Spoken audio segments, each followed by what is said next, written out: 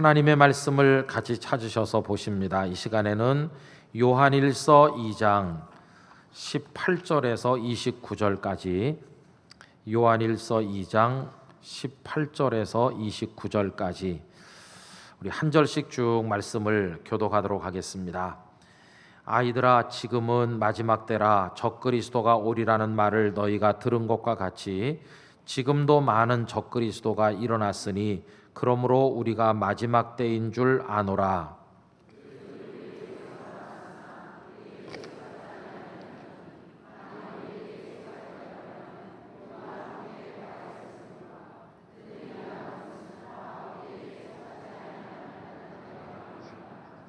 너희는 거룩하신 자에게서 기름 부음을 받고 모든 것을 아느니라.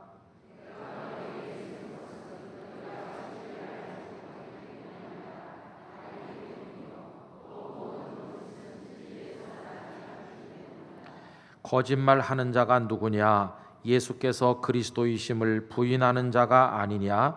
아버지와 아들을 부인하는 그가 적그리스도니.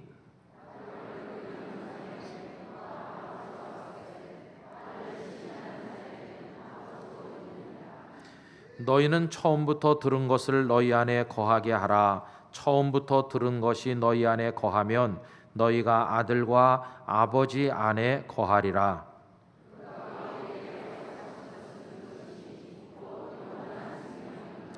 너희를 미혹하는 자들에 관하여 내가 이것을 너희에게 썼노라.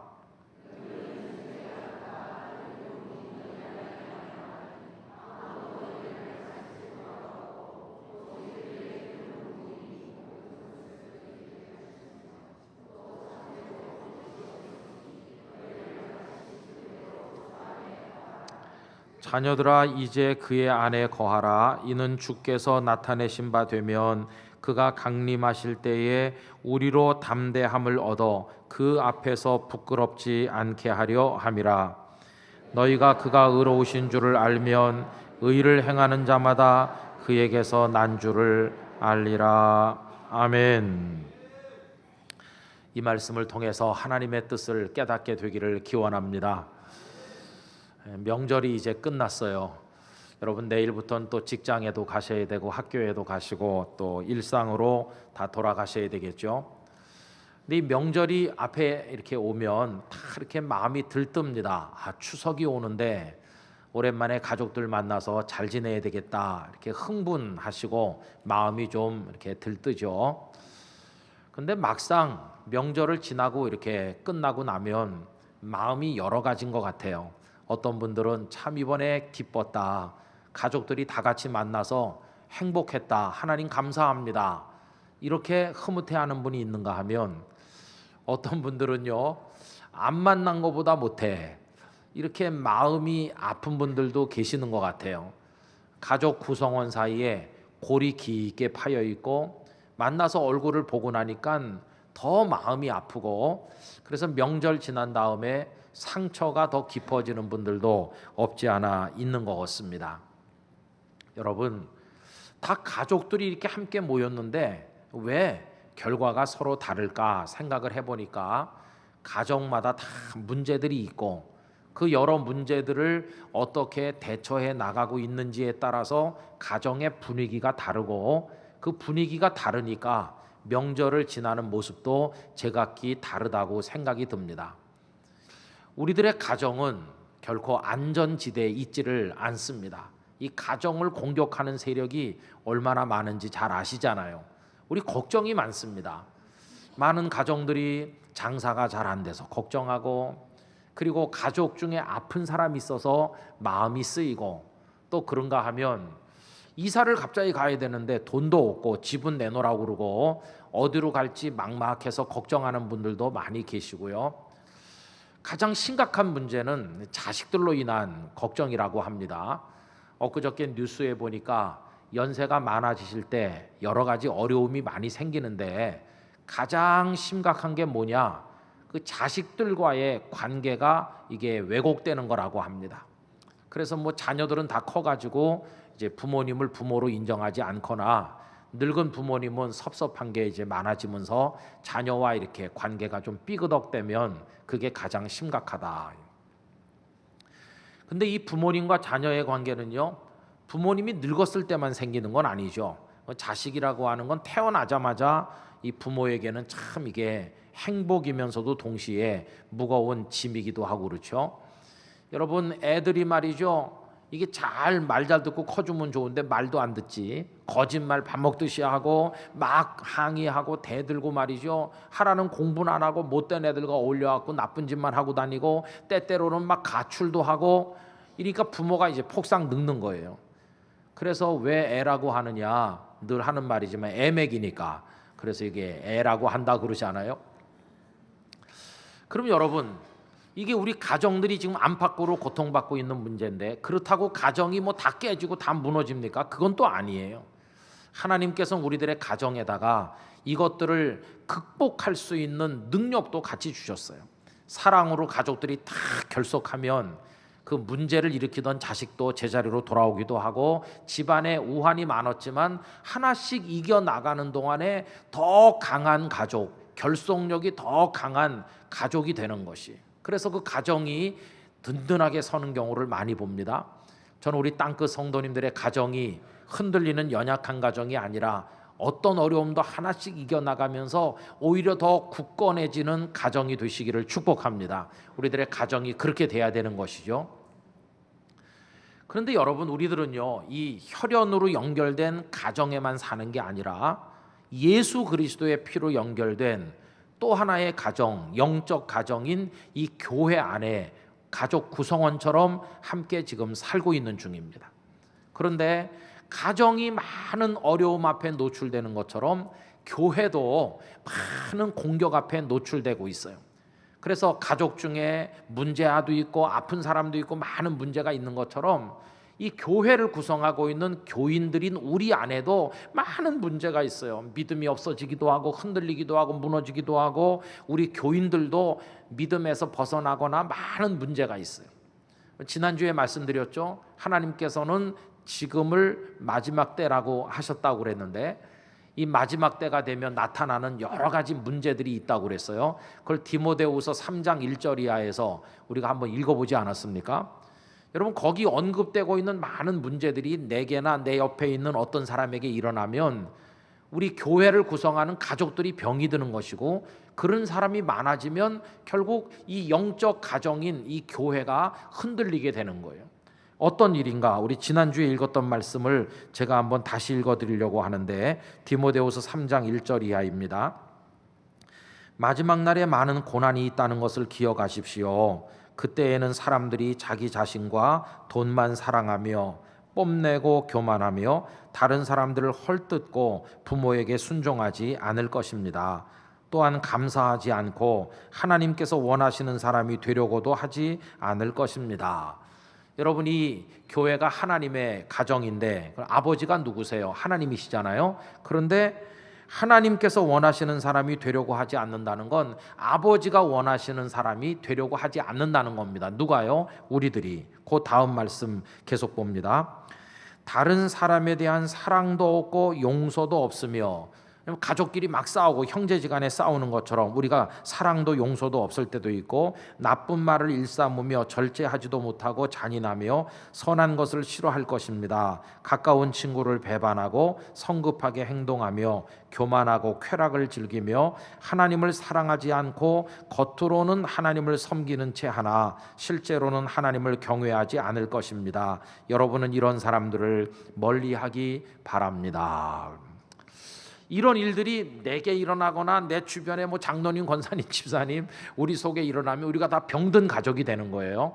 이런 사람이 많아지면 이 교회가 이게 참 바람잘 날 없는 힘든 교회가 되겠죠. 근데 여러분, 아까 가정에 많은 문제가 있다고 가정이 다 무너지는 건 아니라고 그랬어요. 오히려 사랑으로 딱 결속하면 오히려 문제를 이겨나가면서 더 강한 가정이 된다고 그러지 않았습니까? 영적 가정인 교회도 그래요. 많은 문제가 꼬리에 꼬리를 물고 일어나지만 우리들이 하나님께 기도하고 사랑으로 결속돼서 그 문제들을 하나씩 하나씩 극복하다 보면 우리 땅끝 교회가 더 강하고 어떤 문제도 해결할 만한 능력 있는 교회가 될 줄로 믿습니다. 이제 교회들이 이제 그러면서 더 영적으로 연단이 돼서 강해지는 거죠. 자, 그런데요, 이렇게 잘 문제도 해결하면서 어려움을 하나하나 넘기며 잘 진행되던 어떤 가정이 어느 날 그만 확 무너지고 마는 거예요. 아니, 그 가정이 전에도 잘 넘어왔는데 왜 이번에는 아예 가정이 막 공중분해돼서 없어졌을까? 여러분, 가정은 언제 깨진다고 생각합니까? 뭐 애가 공부 안 하고 가출하고 그럴 때 가정이 깨집니까? 아닙니다. 그럴 때는 걱정은 하지만 가정은 유지되고 있어요. 그렇죠? 그런데 가정 자체가 아예 깨지는 때는 언제일까요? 그거는요, 가족 구성원 사이에 관계 자체를 부정하는 신뢰가 깨지게 되면 그때는 아예 가정 자체가 무너지는 거예요. 예를 들면 아들 녀석이 와가지고, 아버지, 나 그동안 당신이 아버지인 줄 알고 살았는데 내 아버지가 아닙니다. 엄마, 당신 내 엄마가 아니에요. 나 내 아버지 엄마가 딴 데 있다는 걸 알게 됐어요. 당신은 이제 남이에요, 남. 난 나갑니다. 그러면서 나가버리면 이거는 뭐 애가 공부를 안 하거나 거짓말하는 거하고는 차원이 다른 얘기잖아요. 아이의 관계 자체를 인정하지 않고 떠나버리면 이게 가정이 깨지고 마는 거예요. 뭐 그 다음에는 뭐 아무것도 할 수가 없어요. 근데 여러분, 교회도요 비슷한 일이 있어요. 교회가 뭡니까? 성부, 성자, 성령 삼위일체 하나님과 그 하나님의 자녀된 우리가 모여가지고 사랑으로 연합하는 이 사귐과 교제가 교회라고 그랬잖아요. 그런데 어느 날 그 하나님의 자식들인 우리가 하나님, 당신은 내 아버지가 아닙니다, 이렇게 말하면 이건 관계 자체가 아예 깨지고 마는 거예요. 예수님, 당신이 무슨 나의 구원자입니까? 그 말도 안 되는 소리 그만하세요. 나는 구원자가 따로 있어요. 그러면서 떠나버리면 이거는 뭐 공부 안 하고 애매기는 애들 그거하고는 다른 얘기죠. 뭐 믿음에서 잠시 떠나고 뭐 흔들리고 누구랑 싸우고 이런 거랑은 차원이 다른 얘기. 아예 그 관계 자체를 부정하게 되면 가정이 깨지듯 교회도 무너지게 된다는 것이. 근데 여러분 아십니까? 설마 그런 일이 있을까? 아니요, 그런 일이 너무너무 많아요. 교인들의 마음을 공격을 하고 교회를 공격을 해서 하나님을 너희 아버지 아니라고 그래라, 예수님이 내 구주가 아닙니다, 이렇게 말하라고 우리를 뒤에서 꼬드기는 세력이 너무너무 많이 있어요. 그런 짓을 하는 세력을 오늘 성경에서는 뭐라고 하느냐 하면 적 그리스도라고 하고 있어요. 적 그리스도. 적이라는 건 엔티, 그리스도에 반대하는 세력을 통틀어서 말하는 건데, 여러분 마지막 때가 되면 여러 징조들이 있는데 가장 심각한 게 적그리스도가 나타나는 겁니다.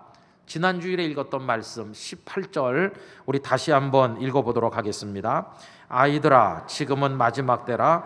적그리스도가 오리라는 말을 너희가 들은 것과 같이 지금도 많은 적그리스도가 났으니 그러므로 우리가 마지막 때인 줄 아노라, 이렇게 말했죠.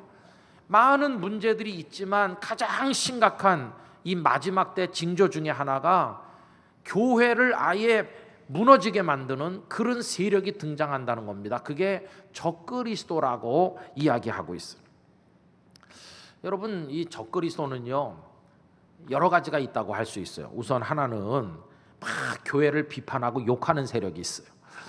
우리 어디서 교회를 욕하는 그런 말을 들으면 좀 기분이 안 좋죠. 그러나 뭐 안 좋지만 그냥 들을 수밖에 없어요, 가끔씩. 왜냐하면 그 사람들이 비난하는 말이 잘못된 말인 경우도 많아요. 사실과는 전혀 다른 허무맹랑한 말로 우리를 비판할 때도 있어요. 그럴 때는 그게 아니라고 설명을 해야 되겠지만 가끔씩은요 우리를 욕하는 말 속에 맞는 말도 있어요.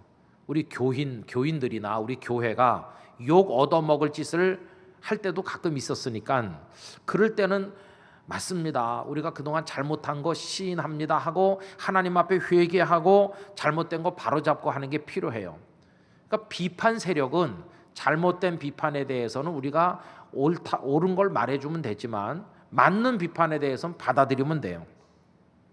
자, 그런데 그런 적그리스도가 아니고 아예 하나님을 하나님 아니라고 그래라, 예수님을 구원자가 아니라고 말하라고 하는 이런 아주 악한 적그리스도가 있어요. 이게 이제 심각한 문제죠. 그들의 목적은 교회를 근본적으로 파괴하는 겁니다. 기독교 진리 자체가 무너지도록 획책하는 악한 적그리스도, 그들이 문제거든요. 그래서 철 모르는 꼬마에게 접근해가지고 초콜릿 주면서, 야, 저기 저 아저씨 니네 아빠가 아니야, 니네 아빠는 저기 따로 있어, 저 사람 아빠가 아니야, 알았어? 저기 저 아줌마 네 엄마가 아니야, 너 속는 거야, 저기 네 엄마 따로 있어 하면 철없는 꼬마가 초콜릿에 넘어가가지고 우리 아빠가 아닌가? 이렇게 되게 만들듯 교인들의 마음을 뒤흔들어서 하나님을 아버지 아닌 줄 알게 하고 예수님을 구주가 아닌 줄로 생각하게 만드는 이런 진짜 악한 적그리스도가 세상에 널려 있다는 것이. 그런데 여러분, 그런 것들이 나타나면 그때가 마지막 때라고. 근데 요한 사도께서 요한일서를 쓰던 때도 바로 그런 적그리스도가 있는 거예요. 여러분, 오늘 말씀 중에 22절 다 같이 큰 소리로 읽어보겠습니다. 거짓말하는 자가 누구냐? 예수께서 그리스도이심을 부인하는 자가 아니냐? 아버지와 아들을 부인하는 그가 적그리스도니. 여러분, 분명히 말했죠. 적그리스도가 뭐라고요? 예수님이 구원자가 아니라고 부인해요. 그 다음에 아버지 하나님도 부정하고 예수님도 부정해. 이게 적그리스도라는 걸 명백하게 얘기하고 있어요. 사실 베드로나 우리 믿음의 선배들, 주는 그리스도시요 살아계신 하나님의 아들이시니이다, 할렐루야, 이 믿음 가지고 살고 이거 전도하려고 애썼잖아요. 이분들이 대단한 분들이에요. 왜냐하면 예수님을 자신의 메시아 구주로 믿는 게 이게 굉장히 그때 어려운 일이거든요.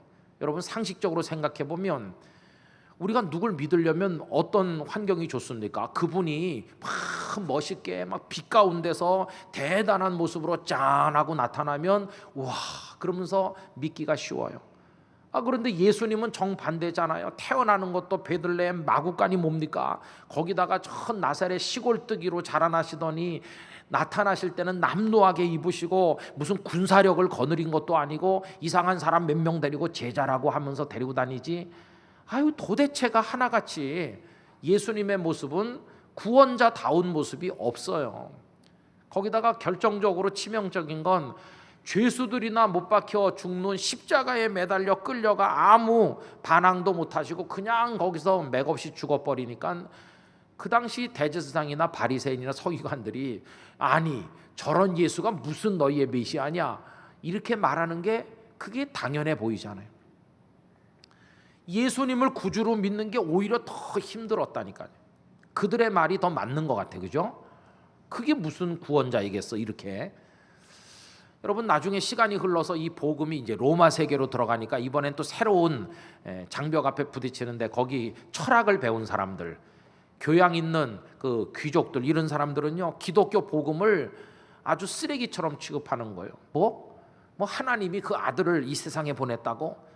아니, 철학에서 보면 신들의 세계는 대단한 위대한 세계인데 어떻게 거기서 이 인간의 더러운 세계로 신이신 그분이 내려올 수 있냐? 그 전제부터, 출발부터 틀렸다. 플라톤 철학에서는 아래에서 위로 가지도 못하고 위에서 아래로 오지도 못한다고 그렇게 가르치거든요. 그게 이원론입니다. 그런데 기독교인들은 하나님께서 당신의 아들을 이 땅에 보냈다고 그러니까 그 말도 안 되는 소리 집어치우라고 그러는 거예요.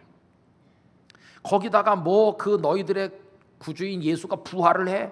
여러분, 부활은 이 몸이 살아나는 건데 이 몸이 육체 아닙니까? 이 사람들은 철학에서 육체를 악하다고 생각해요. 그러면 몸이 살아나는 건 악이 살아나는 거니까 그것도 말도 안 되는 거예요. 그 사람들 논리로 하면. 그러니까 기독교 복음은 그들이 볼 때는 이게 앞뒤가 안 맞는 거죠. 그러니까 비방하는 거예요.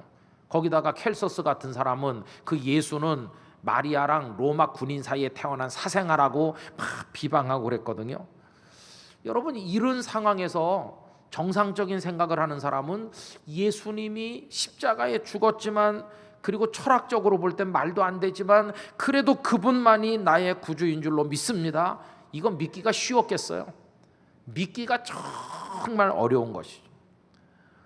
그러므로 그때도 이 요한이 요한일서를 기도 가실 때도 교회 바깥에 말이죠, 예수님이 구주일 리가 없고 하나님이 아버지일 리가 없다는 식으로 비판하는 사람이 꽉 차 있었어요. 다시 말하면 적그리스도가 가득하다는 거예요. 그 예수님을 부정하는 사람은 예수님을 그 아들로 보내신 하나님 아버지도 부정하는 사람이죠. 그런 사람이 많았어요. 여러분 23절 말씀 같이 읽어보실까요?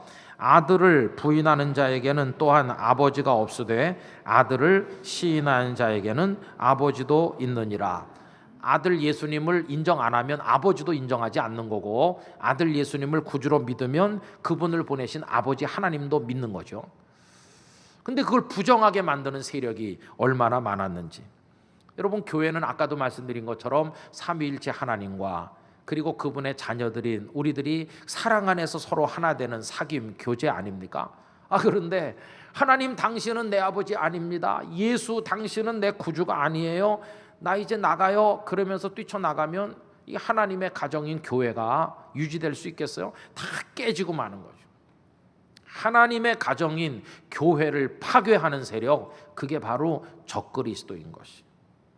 오늘 대한민국에도 이런 적그리스도가 얼마나 많은지, 정치판에도 있고 사이비 이단 종교 속에도 많이 있고 온갖 세력 속에 하나님이 너의 아버지 아니다, 예수 너의 구주가 아니다, 이렇게 말하는 세력이 꽉 차 있어요.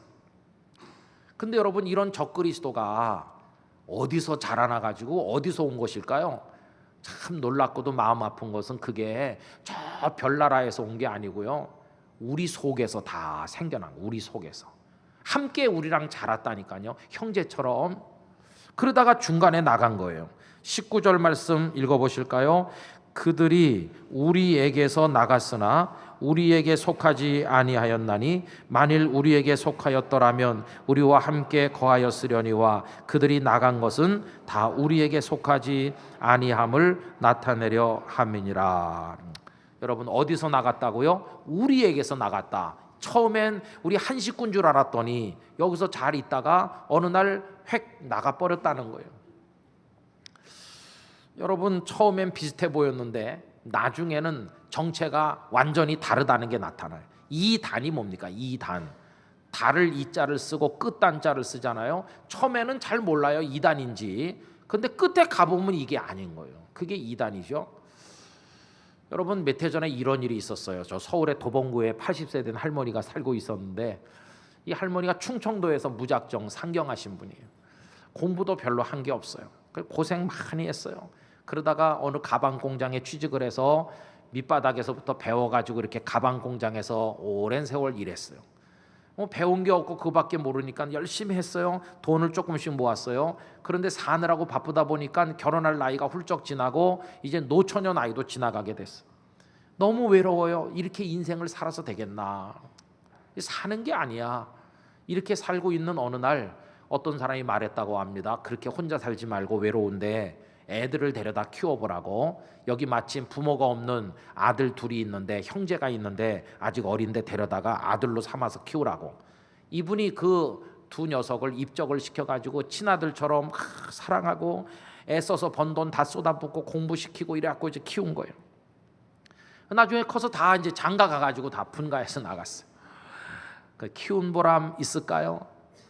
큰아들은요, 그래도 어머니가 가방 공장에서 일하면서 우리를 아들로 삼아서 정말 수고하셨다 이래가지고 그 어머니 늙고 아무것도 없을 때 돈을 모아서 전셋집도 얻어드리고, 큰아들은 이게 진짜 아들의 영을 가졌어요. 아들이요.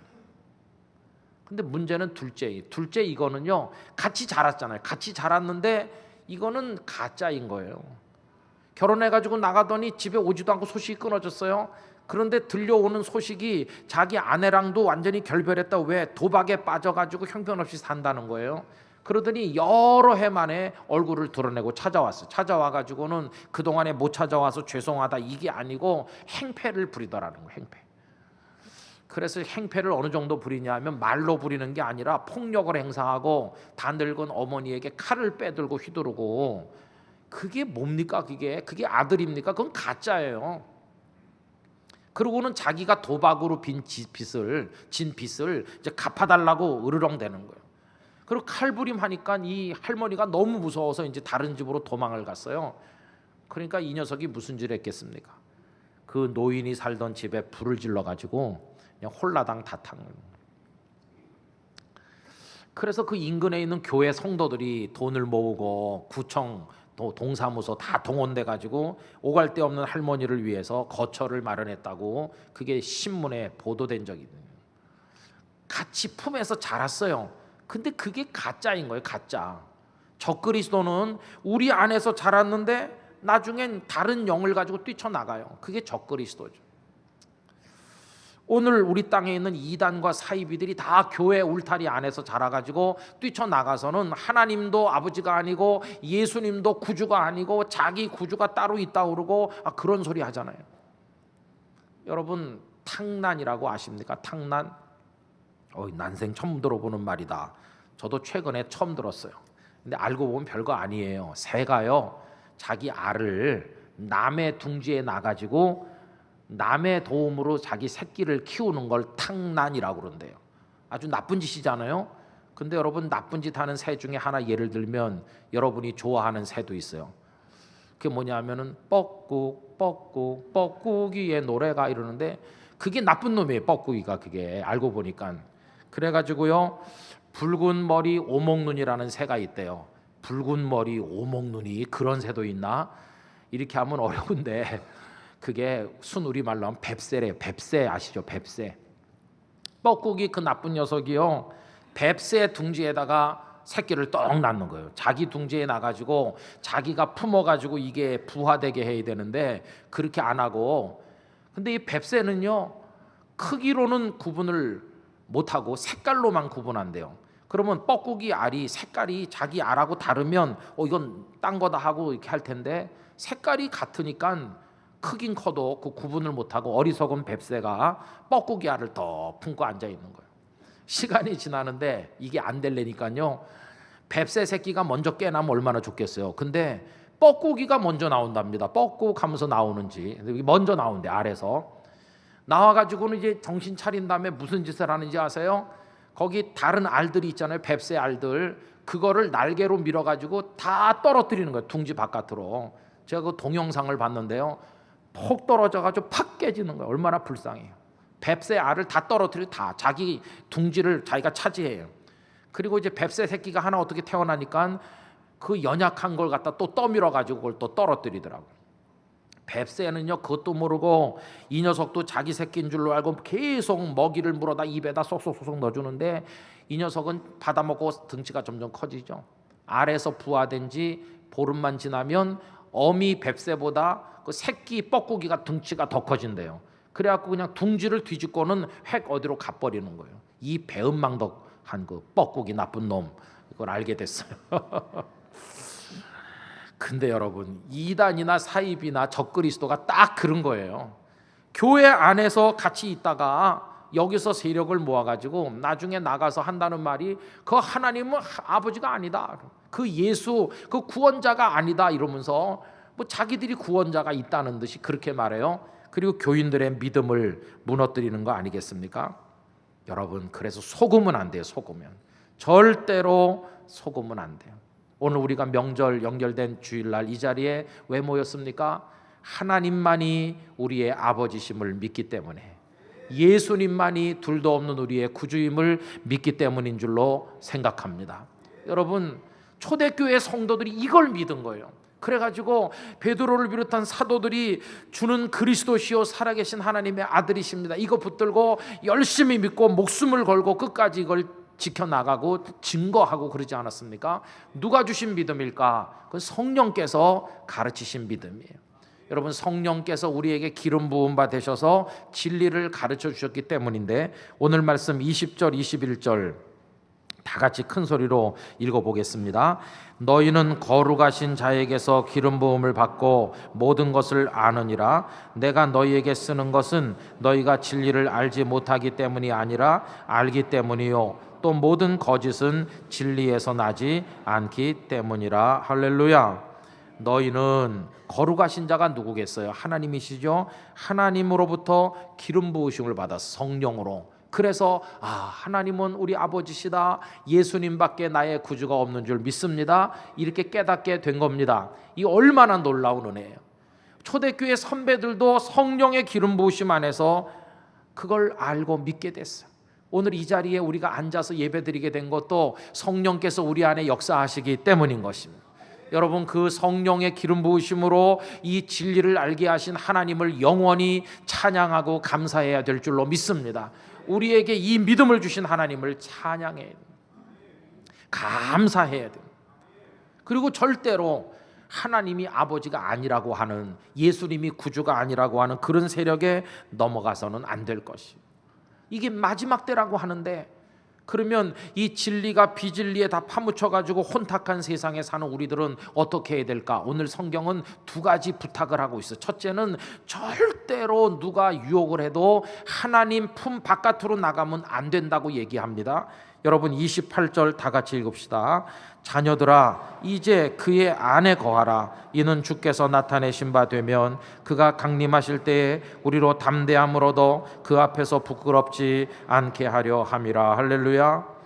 여러분, 사탄이 유혹을 합니다. 그 아버지는 가짜니까 이리 나오라고 우리를 막 잡아당깁니다. 절대 그렇지 않아요. 하나님의 품 안에 끝까지 어떤 유혹에도 흔들리지 말고 머물러 있어야 될 줄로 믿습니다. 하나님의 품 안에 머무르면 마지막에 부끄러움을 당하지 않게 된다고 그랬어요. 그러나 그 품을 떠나면 탕자처럼 부끄러움을 당하게 되는 것이죠. 두 번째 부탁은 뭐냐? 처음부터 배운 진리를 꼭 붙들라고 얘기하고 있어요. 오늘 말씀 24절 다 같이 읽습니다. 너희는 처음부터 들은 것을 너희 안에 거하게 하라. 처음부터 들은 것이 너희 안에 거하면 너희가 아들과 아버지 안에 거하리라. 아멘. 처음부터 들은 게 뭡니까? 다른 게 아니라 예수님은 우리의 구주, 하나님은 나의 아버지, 할렐루야, 이 진리를 말하는 거예요. 그거를 끝까지 붙들라고 우리에게 당부하고 있는 것입니다. 그래서 이 진리를 붙들고요, 하나님의 품 안에 거하면 어떤 복이 우리에게 약속되어 있나? 25절 우리 큰 소리로 읽읍시다. 그가 우리에게 약속하신 것은 이것이니 곧 영원한 생명이니라. 할렐루야. 그런데 이 아버지를 놓쳐버리고 아버지가 아버지 아닌 줄 알고 속아 넘어가 진리에서 벗어나면 이 영원한 생명의 복을 상실하는 불쌍한 사람이 될 수밖에 없다는 것입니다. 적그리스도의 파괴 공작이 여러분 한 분 한 분을 향해, 우리 교회라는 영적 가정을 향해 다가온다고 할지라도 진리를 붙들고 하나님 안에 끝까지 머무시길 바랍니다. 그 하나님은 환난 중에서 우리의 피할 곳이 되시고 우리를 도우시는 분이시고 우리를 지키셔서 영생에까지 인도해 가실 아버지이신 줄로 믿습니다. 나의 안에 거하라. 나는 내 하나님이니 모든 환난 가운데 너를 지키는 자라. 두려워하지 말라. 내가 널 도와주리니 놀라지 말라. 내 손 잡아주리라. 하나님의 품 안에 밖에 없어요. 무슨 일이 있어도 진리를 붙들고 하나님의 품 안에 끝까지 걸어서 영원한 생명에 저도 여러분도 다 도달하게 되기를 예수님의 이름으로 축원합니다. 기도하겠습니다.